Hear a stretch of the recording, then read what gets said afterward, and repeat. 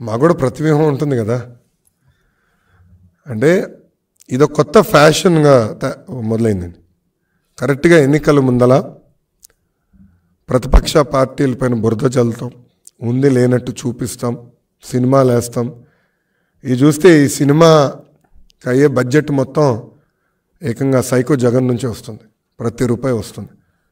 ఇప్పటికీ ప్రొడ్యూసర్ గారు, డైరెక్టర్ గారు ఐ థింక్ మూడు సార్లు కలిసినట్టున్నారు జగన్. నిన్న మీరు చూస్తే ఆయన తరపున, అంటే రామ్ గోపాల్ వర్మ గారి తరపున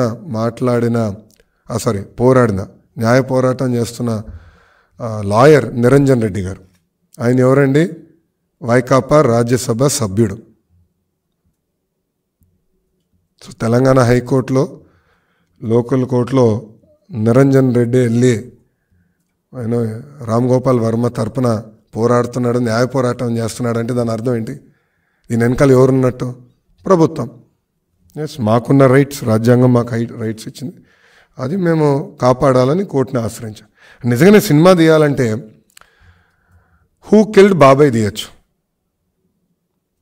కోడి కత్తి పైన తీయచ్చు, ప్యాలెస్లో జరుగుతున్న అవినీతి పైన తీయచ్చు, లేదంటే ప్యాలెస్ కుట్రల పైన తీయచ్చు.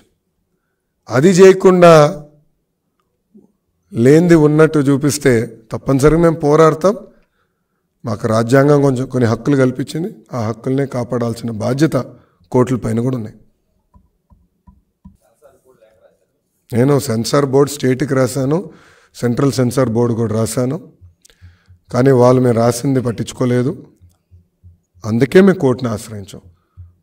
జనవరి 11th వరకు మళ్ళీ స్టే చేశారు, 11th మళ్ళీ వింటానని కోర్టు చెప్పింది.